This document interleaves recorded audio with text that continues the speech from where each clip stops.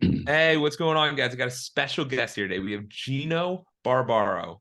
As an entrepreneur, he's grown his real estate portfolio to over 2,000 multifamily units and 250 million. Sorry, I couldn't even read that. 250 million in assets under management. Gino and his partner Jake run an education business. He's a best-selling author of 3 books, and he's currently lives with his beautiful wife Julia, and there's 6 children. Gino, how are you doing today? Jordan, I'm doing great. How you doing, brother? I'm doing awesome. I'm excited to have you on. We already were talking in the pre-show. We agree a lot about stuff regarding financial literacy. And later in the show, we'll talk about how to build wealth. But for you, where did your real estate journey start? And where did you grow this impressive empire of yours? Everywhere I'm looking, you're all over the place. It started with two parents that were immigrants that came to this country, wanted to work hard and live the American dream. I was 8 years old and I went to work with my dad. He had a restaurant. He had just opened it. And I felt like the luckiest kid in the world going to work with my dad. I thought everyone went to work with their dad. At the age of 15, I got my own paper route. So I understood the value of hard work. At the age of 22, I opened up a restaurant. I went to college for 4 years, didn't like working in a cubicle. And I ended up opening a restaurant, buying a restaurant with my mom. And I think that's where the real estate bug started, because I realized real quick that the real estate was a good business, but it was also a job. I was making money every week. And when I didn't make money because of a snowstorm or because of a holiday, I didn't make money that week. But my mom, who owned the building, who I was paying rent to, had 3 apartments upstairs. And every month she was getting rent from those apartments. So that's where the journey for me in real estate started. I was a tenant paying her, and I owned the restaurant for over 20 years. So I paid Oh, her wow. hundreds and hundreds of thousands of dollars. I retired. I left the restaurant back in 2016, but my very first property was a 4 unit in New York. And then I met Jake in 2009, and Jake and I started partnering in 2011. And that's where you see those 2,000 units is with me, my partner, Jake. So I had a before life with Jake, and then I had an afterlife with Jake. And the before life was I was all over the place. I was Yeah. trying to do a mobile home park. I was trying to do single family homes, duplexes, you name it, until I realized this multifamily gig where people need a place to live. I Yeah. like it because it's a business, and I like to deal with residents. I liked all three of those, and I'm like, every month I'm getting rents. I like Yeah. this gig. So that's where it started. That makes a lot of sense. And I feel like many people, because it's interesting from my perspective, being like I own a property in Ybor in Tampa, Florida, and it's interesting in my generation where everyone's looking around and like you said, they're trying to flip land, they're trying to get a mobile home park, they're trying to do a multifamily. Everyone thinks it's better to have your hands in many pots. How have you found the success of honing in on one area? This is in real estate, but also for the audience listening, just focusing on one thing. How has that been a benefit for you? People with financial intelligence can change the world for the better. That's the reality. And that's what I realized when I got into real estate and I wanted to become financially intelligent. It was 2006. I did my first real estate deal without my brother. I met a gentleman named Mike. I refer to him as Maserati Mike because he pulled into my parking lot one day driving a nice gold Maserati. I'm like, Mike, how you doing? And he saw me as a sucker, and I was a sucker because I didn't understand the mobile home park space. And Yeah. he was not a good partner, but I ultimately understood that the responsibility fell on me. It's like you said, a person goes to college when they're 18 years old and they accumulate a ton of debt. You can blame the system all you want, and I'm not saying you're wrong, but ultimately you made that decision. I made the decision to partner with Maserati Mike. 172 grand. 18 months later, bye money. Don't know what happened to Maserati Mike. All I know is it fell upon me to make a better choice. I understood that mobile home parks were not good or bad. I was the bad one in the equation. I didn't understand due diligence. I didn't even know Yes. what the property looked like. I never flew down there. It was in Florida back in '06. And then when Yeah. I did that, I'm like, okay, you think I learned my mistake? A year later, I go and look at a strip center up in upstate New York in Dutchess County where people go to die. I don't know why anyone lives in Dutchess County. Sorry if you live in Dutchess County, but bro, stay away. I mean, Anyway, I put the property and I had it for 10 years. I lost a ton of money. And it once again was not the property. It was my lack of financial intelligence. I had no process. I had no framework. I was going into the forest without a map. Do you need the map before you go into the forest? I didn't have a system. And then Yeah. I said to myself, how do I get this system? Well, I did what you said. I decided to take $25,000 back in 2008 and join a mentorship program. The best 25 grand I probably spent in my life because I learned how to invest in apartments. I waited another year. I met Jake.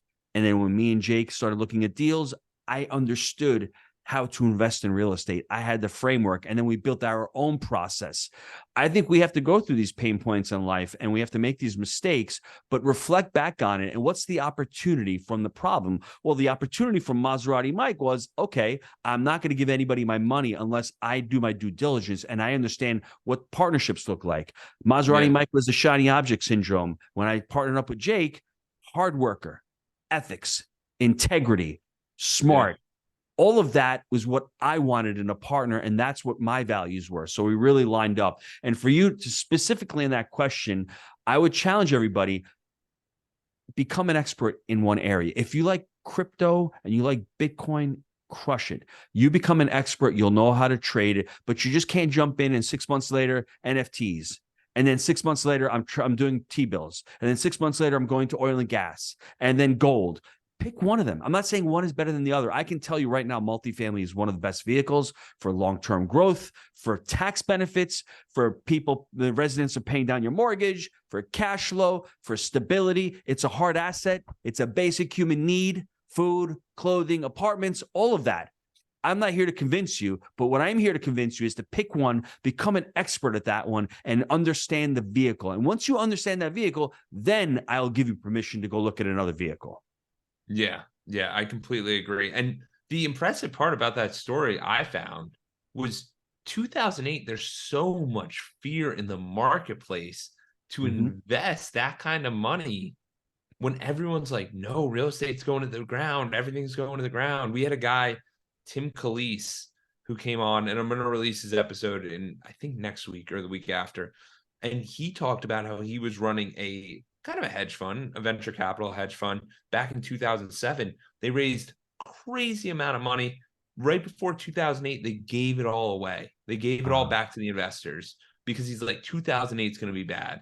So I just preface that because for you to go, Gino, I'm investing a good amount of money into something during such an uncertain time.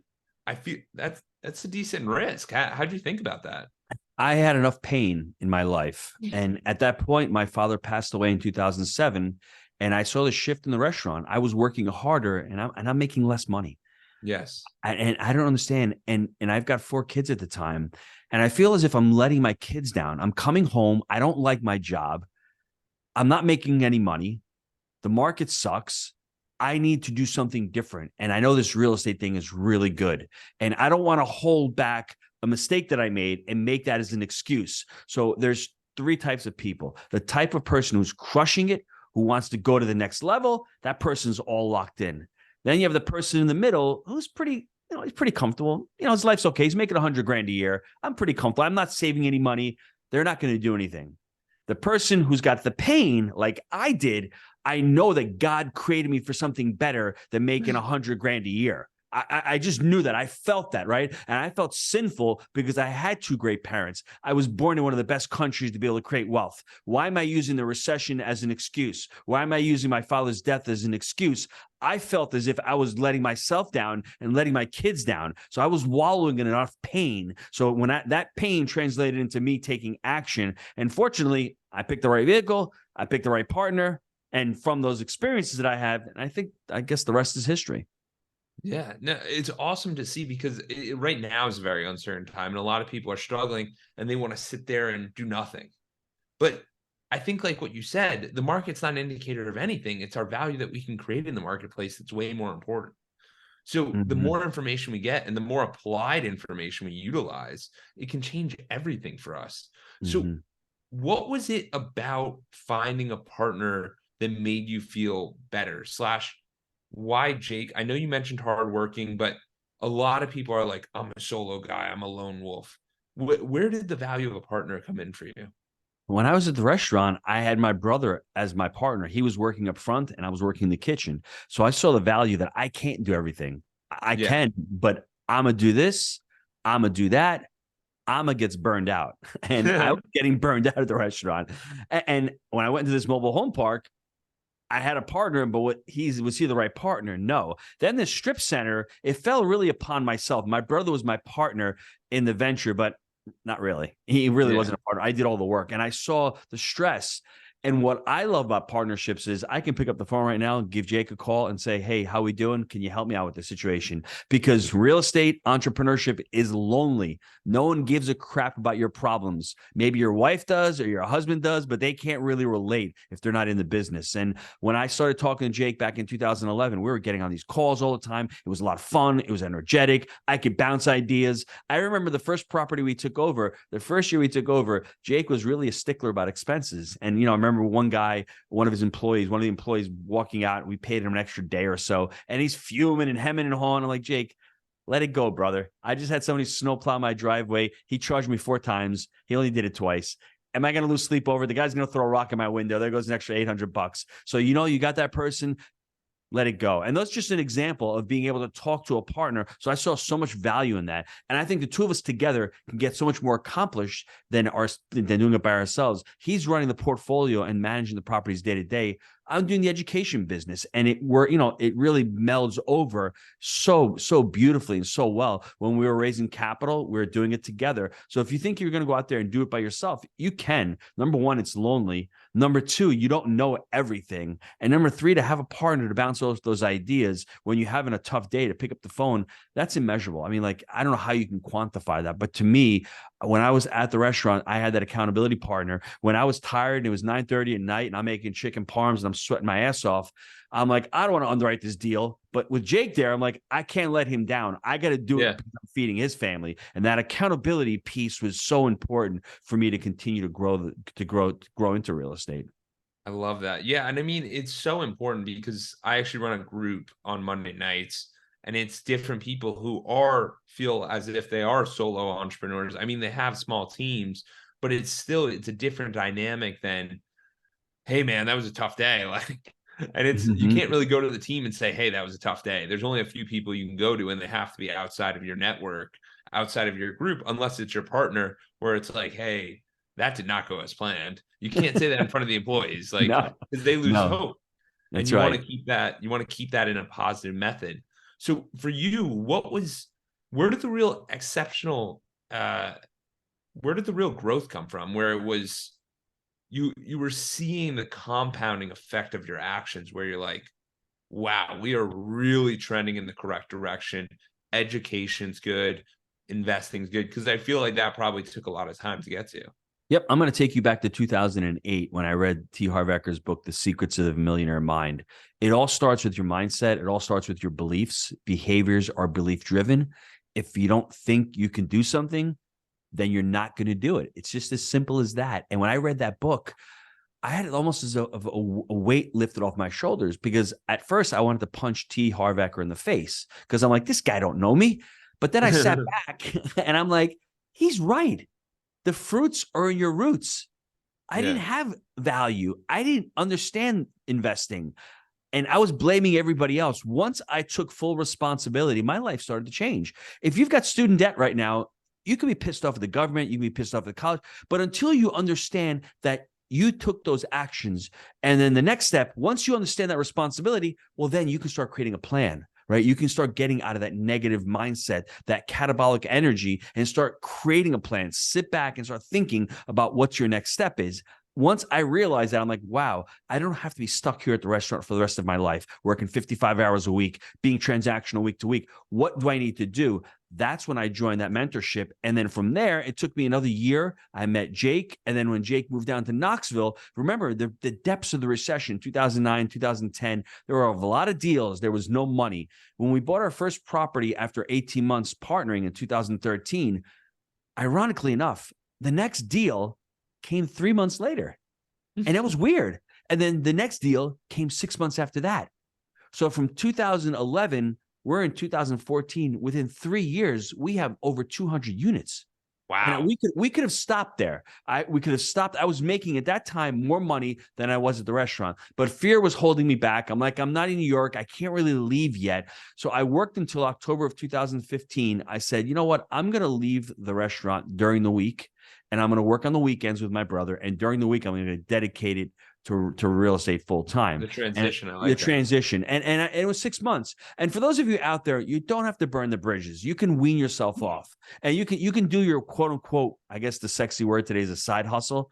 All I knew is that I had the real estate and I had the restaurant. I had to dedicate between 60 and 70 hours early on. It was for me, I don't want to use the word grind because that may be a negative connotation, but I remember being at the restaurant during the day, working from 10 to 2 o'clock. I'd sit down, get my workout, and everyone would walk by to me and go, "Hey, Gino, you're always working. Okay, you want to take a break?" And when you hear people say that, you're doing the right thing because you're doing what other people aren't doing. And for me, that point in my life, I loved it. I loved the real estate thing. I understood that that's where I needed to be. So I leaned into it, putting in those extra hours, underwriting deals. And, the component with Jake as the partner really helped. And then in March of 2016, I'm like, Mark, and I had my brother, I'm going to leave the restaurant. So from meeting Jake to leaving the restaurant was a 5-year time window. And I took a little bit longer because I had 6 kids. I wanted to make sure that I was financially stable. I was in New York, so my expenses were a lot more. So I took a little bit longer than what I needed to, but I wanted to make sure that I don't leave my brother in the lurch and that I'm leaving on good financial footing. But I think that's so important because there's so many people who are like, quit your job. Just quit, go all in. And that mentality can work for some people, but for some, dude, you gotta build up the side. You Yes. gotta build up the income. Or and the super important thing is the saving. It's Yes. like, okay, so now we're living on, let's say people are living on 50,000, right? Now you make 100,000 one year. That does not mean we live on 100 grand now. That Yeah. means we live on 50, maybe even 45. And so now we have more in savings because people want to be like, oh, I'm the wealthy guy. I'm the rich guy. No, no, no, no, no. You do not. No, you got to save. And then as you build years and years and years of expenses saved up, where it's like, okay, we could screw up for 3 years. Who What that cares? allowed, Jordan, what it allowed me to do on a personal level was all the profits that I was making in the real estate, I was reinvesting it into the real estate. I wasn't Yes. using it to fund my lifestyle. So I had, and if you have a spouse, let your spouse work. I mean, let your spouse work if you want to leave a little bit prematurely. But if you can hold off for a couple more years, the money you're making from the real estate, you can fund it and put it into the next deal. And that's what I was doing. I had the restaurant that was paying for my expenses. My wife was staying at home with the kids. We homeschool the kids. So she's staying at home with the kids while I'm working at the restaurant. That restaurant income is funding my lifestyle, my expenses, and anything I'm making with Jake as far as cash flow and as far as equity, refinancing deals, selling deals. I'm taking that money. I'm not buying a Lambo. I'm not going on a huge vacation. That money's going back into buying the next property. Yeah. Yeah. And people don't have that delayed gratification in their life. They don't Because have the understanding. It's yes. difficult when you're younger. And I mentioned to you off camera. For anybody listening to this, I would beg you, please read The Psychology of Money by Morgan Housel. It's such an important book because I think people need to understand the neurochemistry in their brain, why they don't have delayed gratification. Because nowadays we have so much that's afforded to us. We buy a purchase because it makes us feel good. We get a dopamine hit. So when we're having a tough day, what do we do? Well, some people like to eat, some people like to drink, some people like to smoke, some people like to go and shop. So you're doing things unconsciously, subconsciously. Once you have the awareness of why you're doing something, it's important. And once you have the awareness and the understanding of your relationship with money, that changes the game. Because once I understood that I was a saver, but why was I a saver? I was a saver because I had a scarcity mindset from my parents who came from Italy back in the 50s and 60s. Things were tough there. You've got to save money. You've got to, well, why am I saving money for a rainy day? Well, that was the bad idea. You should be saving money to buy an asset, to pay for that rainy day. Once I had that little mind shift, I was like, okay, I can still save money. I can enjoy saving money, but that money can leave my bank account because I like to see money in my bank account. That's my relationship. It makes me feel good. But now I understand money's just a tool. Money's there to be utilized to invest in other things. Once I made that, for me, it was game over.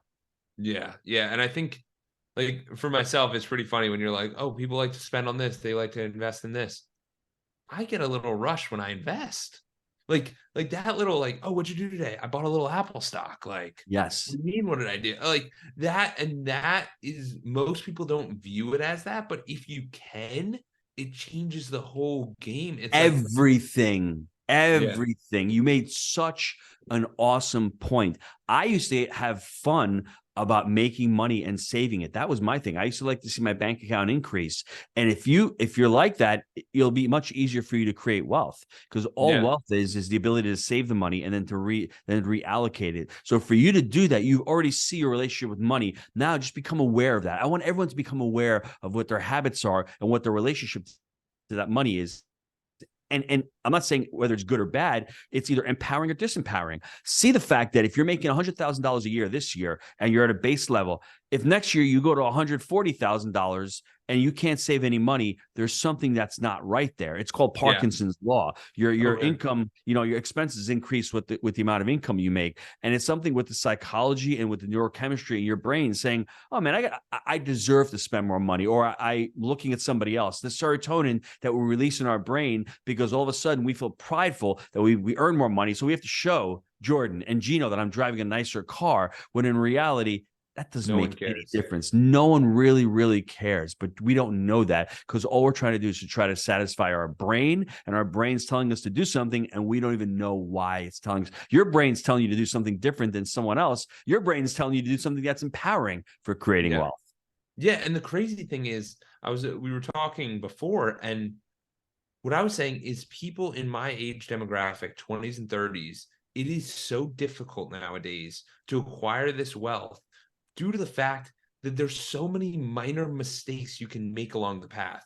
Whether it's you went to a school that you can afford, so the student loans are too high, whether it's you got into a house that's too expensive, but your mortgage broker and your realtor pushed you in, or it's, and I'm not saying that you're the victim, or it's, I got a car that I can't afford. And it's, you never feel that you can't afford it, but you just sit there and go, this doesn't make a whole lot of sense. I Mm-hmm. got to get out of this. Mm-hmm. And it's just these massive mistakes that people make, and it sends you backwards. It sends you years backwards. It's a mistake if you're trying to create wealth. That's the thing we have to understand. If you're going to try to create wealth, and we had talked about this off camera, when I was growing up, we didn't have a lot to be able to buy, right? It wasn't like I could go on the internet. Al Gore hadn't invented it Purchase in a yet. second. So Yeah. yeah. So I mean, like there was no internet back in the 80s and 90s. So it was a good thing, right? We didn't have all of these different subscriptions out there. We didn't have cell phones. So there wasn't that much that we could spend, although you still have to realize that delayed gratification. So for us, it's a different generation, but don't use that as an excuse. Become responsible. I mean, Dave Yeah. Ramsey talks about budgeting. Understand where your money's going. Understand that you have the power to allocate your resources anywhere. Make a spending plan and make sure a part of that spending plan has savings in it. It's a muscle. That's Yeah. what I think everyone doesn't realize. You're not born with this, and everyone is out there trying to extract the money from you. It's your job to understand that, hey, if I need a new computer, okay, do I really need a new computer, or is this new computer going to make me feel good for a month or two, and then after that I don't need it anymore? Once you understand that dynamic that's going on in your life, things will change. Yeah. And like you mentioned before, and it's somewhat ironic because real estate guys and Dave Ramsey always don't hit it off always the best. So the fact that you're referencing him, and I've been like watching his stuff a little more, I'm like, he makes a lot of sense. And people are like, no, that's for the broke people. And it's like, no, it's for the people who want to grow their wealth. Like, Mm-hmm. obviously, he invested and he did stuff and he delayed himself a little bit longer, but he limited a lot of risk. He eliminated a lot of risk. He's still got like $500 million. Like, he's doing something right.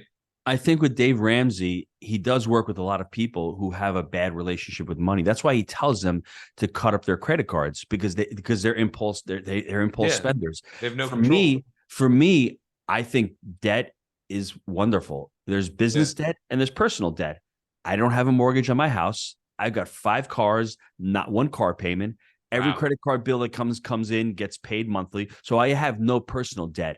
What I do have is I have business debt. I have mortgages Yeah. on the 1,800 units. You lever your business lifestyle to pay for your personal lifestyle. His level is base one. You have to understand the relationship that you have, get rid of all your unnecessary expenses, have a savings, have emergency savings of $500, have 3 to 6 months of money set aside, because that'll give you optionality, and then start saving money. Now, where I disagree with him is the debt part.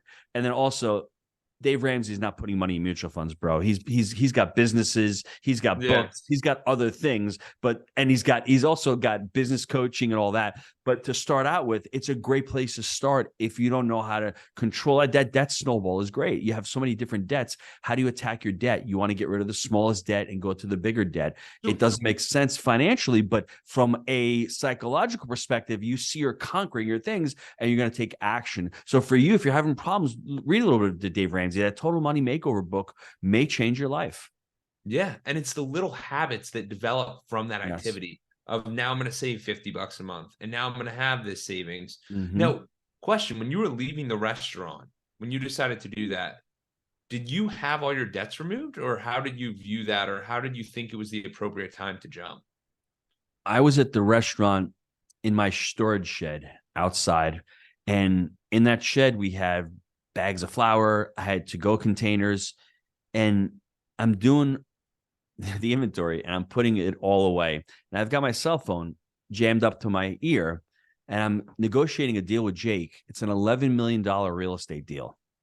And at that point, it hit me. I'm doing $15 an hour work, and we're talking about an $11 million 100% seller finance deal, the deal of a lifetime. I'm like, what am I doing here? I've got enough where I can take the leap. And I made that promise from that day going forward that when we close this deal, I'm going to be gone in the next 6 months. And then when I left, I had still a mortgage on my house, but it was more of a home equity line where I had borrowed money to put into real estate. So the real estate was paying that off, and I was making enough cash flow from the real estate monthly to be able to pay for my bills. So then when I left, I didn't take a buyout from my brother. I said, Mark, you can't afford to give me 300 grand for what the business is worth. Give me $2,000 a month. When you sell the business, and then so he had helped, that had helped me pay for my health insurance. And then I was making enough cash flow. And then at the time I had these properties 4 or 5 years, they started to refinance. You start pulling out 300,000 on one property, 500,000 on another property. That's why it's time to get started today, because you start buying properties today, 3 or 4 years into the future, that equity starts to matriculate. I just want to make up a big point where everyone's listening. Yes, Gino did just mention the job that he worked for 20 plus years as a restaurant owner was 300 grand. Yes, a house that he bought 4 years ago was 300 grand as well. So it's not that Gino's not a hard worker, because everyone wants to go, I'm a hard worker, I deserve more. And it's like, no, it's not about being a hard worker. It's about being in the right vehicle. And it's about understanding that vehicle. That's an amazing point, because I never built that business to sell. I built that business to be a solopreneur, and I had no systems. I had no scale. When we ended up selling that business, I thought it'd be worth more. We sold it for $400,000. I owned half that business. I mean, really?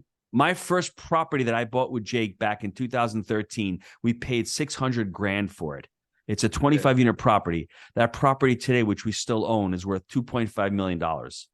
That one property, crappy little 25 unit property that I don't even manage. Jake manages it. I haven't seen it. I've made more money from that one property on the sale of that thing than I made with a restaurant that I owned for 20 years. So like you said, the vehicle is very important, and understanding the systems. And when you're starting a business, don't start it just to be able to run it. Start it with the end in mind. One day you're going to exit that vehicle. Understand how to build that business to be able to exit that business. Absolutely. Absolutely. So Gino, let's get into it, because we got like 10, 15 minutes left. What is the biggest way for people that are younger, that are like, okay, it's easy for this guy to say, he's already done it. What should they be doing? How should they be thinking about this? We'd mentioned that term, baby money soldiers. I'm going to go through it real quick because it's a very simple concept. I'm going to be writing a book about it. But envision a baby money soldier. I'm holding up $1 here. Yeah. We all own $1. Jordan, you own $1. I own $1. The way we use this dollar will become dependent upon how we create wealth. Part of that dollar goes to operating expenses. Part of that dollar goes to luxuries. Part of that dollar goes to investing. Part of the dollar goes to savings, part goes to charity, and part should go to education. So you see how it's allocated. People who are poor are going to have a lot going to operating expenses and luxuries. They're killing their baby money soldiers. Yeah. What you want to do is you had to have your baby money soldiers procreate, grow. Yes.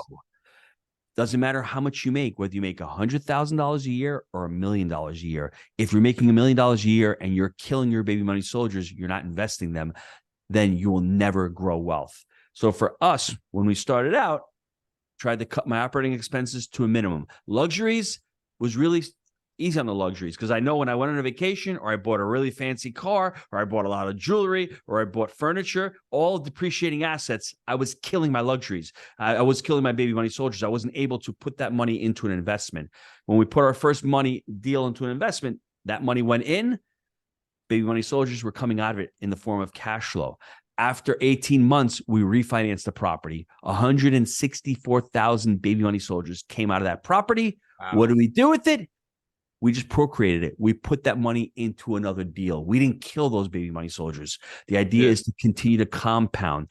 Part of your baby money soldiers, though, it's very important. You need to have some in reserve because we're taught everything needs to be at risk. We need to have high yield, but at some points there may become an opportunity, right? An opportunity comes along and you don't have the savings, you don't have money set aside. I think the education component of a baby money soldier, what you're putting in as far as personal development, personal growth, you need to have some of that set aside. And that really becomes an ROI, return on investment, because you're learning how to do it. So if you don't understand the concept of the baby money soldier and how to utilize your dollars and how to have to try to procreate them, it doesn't matter how much money you make. It's not what you make, it's what you keep and what you grow that will really make the difference. And then you throw in the vehicle, real estate and taxes, game over, because my tax bill is a lot less with what we call cost segregation. I won't get into it, but that allows me to keep more baby money soldiers in my pocket because I'm not paying into the government because of the tax benefit that allows me. And once you're talking about certain vehicles, 401ks are baby money soldier killers. You're putting money into a 401k, you can't touch that money until you retire. And if you do, 10% gets penalized. They're growing in there. They're growing tax deferred. But once you take out all the expenses, once you take out the limited ways you can invest, are you growing at 5%? I mean, really? 5%? I mean, over the next 20 to 30 years. And then on the exit, when you retire, you've got to pay dollar for dollar, whatever you're taking out. If you have $1 million, when you retire, you don't have $1 million. You probably have between $600,000 and $700,000. You've killed a third of them from taxation. There's other vehicles that you can use to plan for retirement that will not allow you to do that. I want the ability to access my baby money soldiers. A 401k does not allow me to do that, to invest in real estate, because it's locked in that plan. And the same with a 529 plan. I'm only able to use that for college. Once that event is over, the money's over. So understanding how to be able to utilize them and deploy them is important, but then understanding the right vehicles. If you can couple the way to utilize them and to deploy them and the vehicle, put those two together, give yourself several years, you will undoubtedly become financially free. Yeah. No, it's absolutely incredible because we sit there and we don't realize a lot of these concepts because they're hard to conceptualize when we haven't taken the action. When you've taken the action and you've seen it and you get a home equity line of credit and you're like, wait, they're giving me access to how much money? What did I do? Yes. This is mine? I just have to pay a little interest. Okay. Don't twist my arm. I'll keep it. So let's keep that analogy real quick. The person who's wealthy, gets that home equity line of credit, like I did back in 2014. I got $200,000. I put that $200,000 into a real estate deal. The person who's poor with baby money soldiers rehabs their basement, buys a new car, and does whatever. So not only are they killing their baby money soldiers, they're adding more debt on, and they're actually having to take money from somewhere to pay for that. Whereas my money went to buy an asset. That asset is creating wealth and creating baby money soldiers to pay off my home equity line of credit. when that property is sold or refinanced and I make a profit, I can pay that home equity line of credit off. That home equity line of credit only costs me the interest rate. And what I call the cost of money is a mercenary. You're borrowing money from the bank. So think of that money as a mercenary where you're leveraging it. It's the cost of whatever the capital is. So if I can borrow money at that time, 4%, but I was making 20% on my money, I'm making 16% on Yeah. the bank's money. It's not even my money. And then being able to continue to put that money into the deal, pay that home equity line of credit off, and have the asset. Now I have a house that has no debt on it, and I have an asset that's continuing to create value for me. Yeah, and this is why I find Gino so interesting, because he's not so one way fits all for anyone. It's more of a strategic thought process, because a lot of people, I have some real estate guys on sometimes, and they're just all in, baby. And it's like, no, you got to be a little protected. And that's why I think it's cool that you have your 6 kids. Like, it is not an easy process managing all of this. So how do you think about transferring it to the information to them? Because I mean, you have a lot of children, which is awesome, but how do they think about all of this? And the kids I have two different lives. I had the life of scarcity up until about 10, 12 years ago. So my older children have a different view. My 24-year-old, she became a missionary. So she got out, and I was, it was hard growing up with the kids, with a lot of kids. Getting by, yeah. We didn't have a lot of money. I have to save every time there was a different bill. And that was my goal. For anybody listening to this, what's your goal of why you want to become financially free? For me, it wasn't to go out and spend money. I just didn't want to stress about dental bills. I didn't want to stress about going on vacation every now and again. I didn't want to stress about, oh gosh, they're going to college. It's going to cost me.